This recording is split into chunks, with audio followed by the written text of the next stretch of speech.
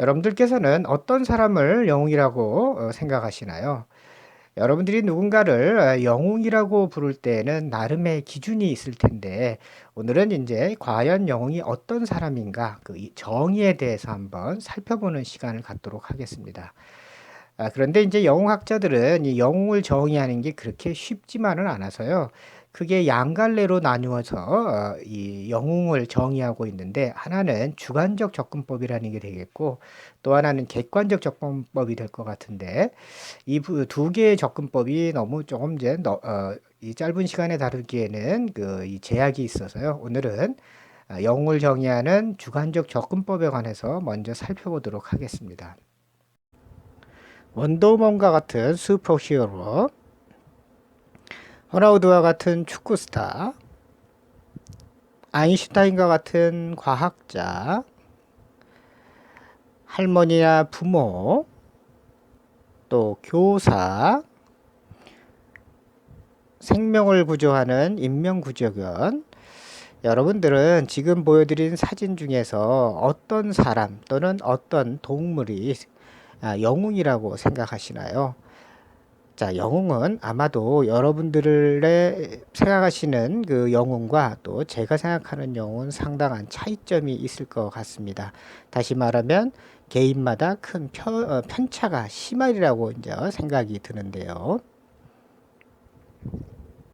자, 그러면 이렇게 다양한 영웅의 모습들이 있는데 이렇게 우리가 다양한 사람들을 영웅이라고 부르는 데는 아마 관찰자의 시선이라는 그 관점에서 한번 살펴보는 게 중요할 것 같습니다. 즉, 관찰자란 말은 내가 어떤 사람을 판단을 하고 보고 그 판단의 그 나의 관점의 기준에 의거해서 영웅을 분류한다, 영웅으로 부른다라는 내용이 될 것 같은데요. 사실 시간이죠. 시대에 따라서 또는 공간이라고 그러면 나라마다 또 사회마다 그러면서 더 나아가서는 아마 여러분들의 저의 경우도 마찬가지겠지만 각각의 개인마다 다른 영웅들이 존재하는 것 같습니다. 그러니까 영웅은 어떤 하나의 특정한 누구만이 영웅이다라고 부를 수는 없고 시대와 공간에 따라서 영웅의 모습이 계속해서 변해왔고요. 또 개인에 따라서도 영웅의 모습이 이제 상당히 다른 양상을 띠는 것 같습니다. 따라서 일반 대중이 생각하는 나의 영웅을 이 바로 다 영웅이다라고 이제 우리가 인정하자라는 겁니다. 그러니까 영웅을 정의할 때 그러니까 여러분들이 생각하는 영웅도 영웅이고 제가 생각하는 영웅도 영웅인데 그러므로 신이 됐건 왕이 됐건 장군이 됐건 부모가 됐건 교사가 됐건 슈퍼맨이 됐건 우리 이 전 국민들이 각각 생각하는 그 영웅을 전부 영웅으로 인정을 일단 하자라는 게 이제 이 관찰자의 눈으로 그렇게 이제 보자라는 게 정의를 내리는 기본 수순으로 이제 일단 설정을 하고요. 그러면 우리가 영웅으로 생각하는 사람들의 인격적인 특성이나 이런 것들을 한번 분석해 보고 또 분류해 보면은 그러면 공통적으로 나타나는 특징이 있을 텐데 그 특징을 가지고 우리가 영웅을 조금 더 구체적으로 좀 설명할 수 있지 않겠느냐라는 게 바로 주관적, 즉 이제 각각의 사람들이 갖고 있는 생각에 기초한다라는 의미가 돼서 주관적 접근법이라고 이제 부르고 있습니다. 자, 대표적인 학자로는 앨리슨과 고솔스라는 분이 될 텐데요. 이 두 분의 학자가 공동으로 쓴 논문에 의거하면 개인이 갖고 있는 욕구라든가 동기가 영웅을 선택하는 데 있어서 결정적인 그 역할을 하게 된다라고 이제 실제적으로 그 연구를 해봤더니 이런 점을 이제 발견하게 됩니다. 그러면서 개인이라 하더라도요, 각각의 개인마다 다 다른 영웅이 있지만은 욕구와 동기가 다 달라서 영웅도 다 달라지겠지만 개인이라 하더라도 그 개인도 어렸을 때하고 나이 들었을 때의 영웅의 모습이 이제 변화한다라는 거죠.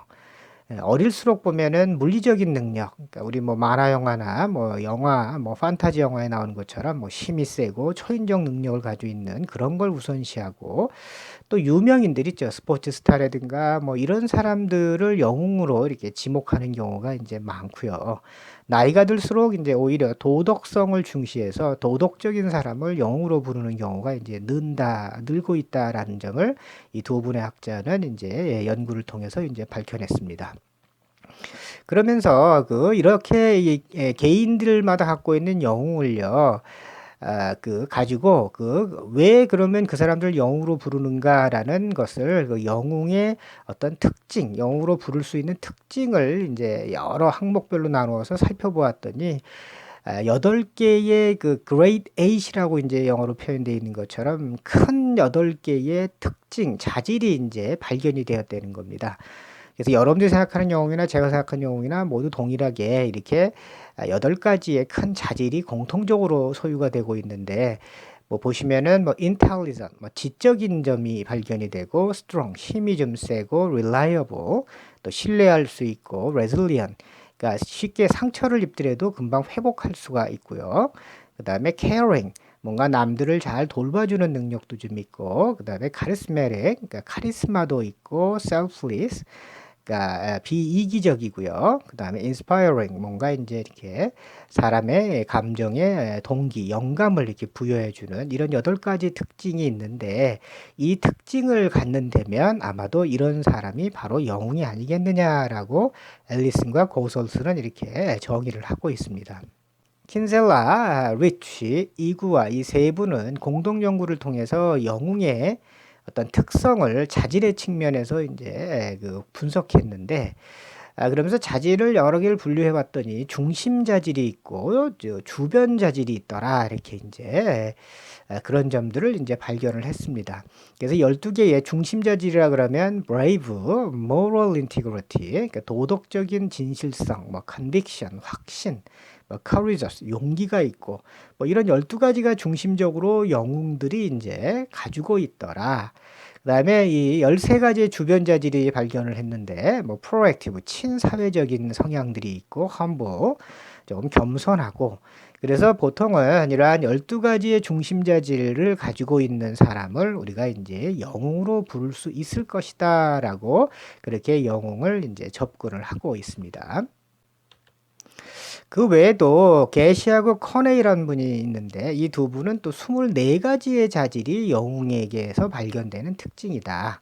뭐 예를 들면 smart, beautiful, 아름다운, 뭐 caring, 아까 나왔던 거죠. 비슷하게 helpful, 뭐 남을 잘 도와주고, honest, 정직하고, loyal, 충성스럽고, 근데 특징적이게도 rich, 부유한이라는 것도 영웅의 한 특징으로 나타났다고 이제 이분들은 이제 꼽고 있습니다.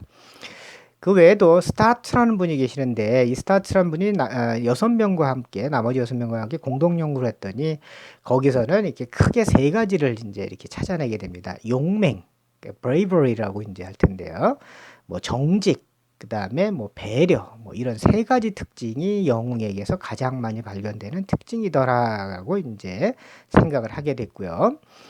또 뭐 캑슬 외에도 이제 이 캑슬하고 파일, 뭐 로즈, 그다음에 짐바르도 같은 사람이 공동 연구를 통해서 이분들은 용맹, 힘, 자기생이 영웅의 그 특징으로 이제 우리가 꼽을 수가 있다라고 이제 설명을 하고 있습니다. 결국에는 이게 주관적인 정의를 하게 되면 이 어떻게 보면은 다소 개인에 따라서 큰 편차가 있어서요. 그런 우리가 정확하게 어떤 사람이 영웅이다라고 정의하는 건 상당히 이제 어려울 것 같습니다. 그러므로 이제 한계가 명확해지는데요. 그 영웅의 구체적인 기준은 사실상 결여해 있다고 볼 수가 있을 것 같습니다. 아까 말씀드린 것처럼 자질을 통해서 보게 되면, 아까 rich, 부유한도 영웅의 자질이다라고 설명했는데, 그러면 우리가 부유한 자도 영웅의 범주 속으로 집어넣을 수 있는, 잘못하면은 좀 위험한 결과가 나올 수가 있겠죠. 그 다음에 나의 영웅과 너의 영웅, 즉 이제 개인마다 생각하고 있는 영웅이 달라져 가지고요.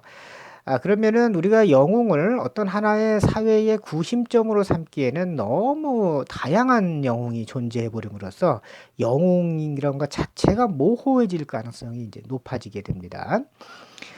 또 그러면서 결국에는 나의 영웅 너의 영웅이 있다라는 거는 영웅이 과도하게 인제 만들어진다, 양산된다라는 얘기가 되겠고요.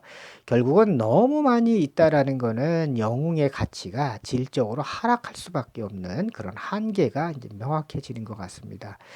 그러나 이런 한계에도 불구하고 이분들은 영웅의 자질을 통해서 이 영웅을 분석하는 것이, 사실은 우리가 영웅이라는 것은 개인마다 다 다른데 어떻게 하나의 통일성을 가지고 정의할 수 있겠느냐.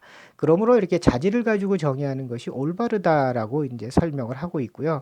또 그런 점에서 보면 이런 자질들을 우리가 어린 학생 때부터, 어렸을 때부터 조금 더 교육을 시킨다면 나중에 영웅으로 영웅적 행동을 할 수 있는 성숙한 시민이 될 수도 있기 때문에, 이러한 한계점에도 불구하고 그 주관적 접근법으로도 이제 우리가 영웅을 정의하는 것이 상당한 의의는 있어 보입니다.